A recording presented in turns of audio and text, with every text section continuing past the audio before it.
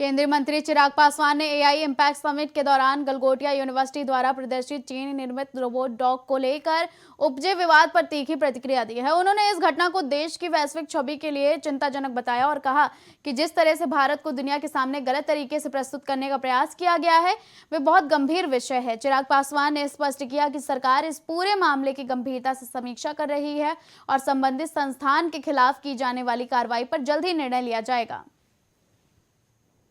Summit हो रहा है उसमें इस तरीके से लाना, मैं समझता हूँ ये चिंता का विषय है। बहरहाल फिलहाल अभी ये समिट चल रहा है, इसके बाद क्या कार्रवाई करनी चाहिए, जिस तरीके से दुनिया के सामने कहीं ना कहीं एक गलत छवि में हमारे देश को प्रस्तुत करने का प्रयास किया गया, उस पर क्या कार्रवाई होगी मुझे लगता है जल्द इसको भी सरकार तय कर लेगी। कई मुस्लिम संगठन ने कहा है कि सावन में हम लोग मीट मांस नहीं खाते, बंद कर दिया जाता है, तो रमजान के दिन दिल्ली में शराब बंद की जाए, ये गुजारिश है मेरा।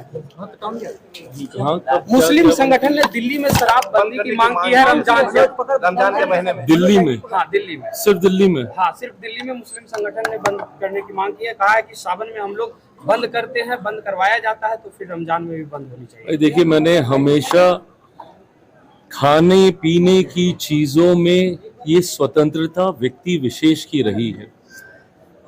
खाद्य प्रसंस्करण मंत्री होने के नाते भी मैं इस बात को कहूंगा कि जो भी आपको खाद्य पदार्थ मिल रहा है उसकी गुणवत्ता सही होनी चाहिए, स्वच्छ होना चाहिए, किसी तरीके की मिलावट नहीं होनी चाहिए।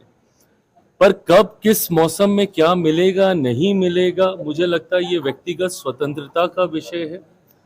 कभी अगर किसी मुस्लिम त्योहारों के वक्त अगर इसको बंद करने की बात कही जाती है या हिंदू त्योहारों के वक्त कही जाती है, मैं कभी भी मेरी पार्टी इस बात का पक्षधर नहीं रही है। हम लोगों ने हमेशा इस बात का पक्ष रखा है कि ये व्यक्तिगत चयन का विषय है।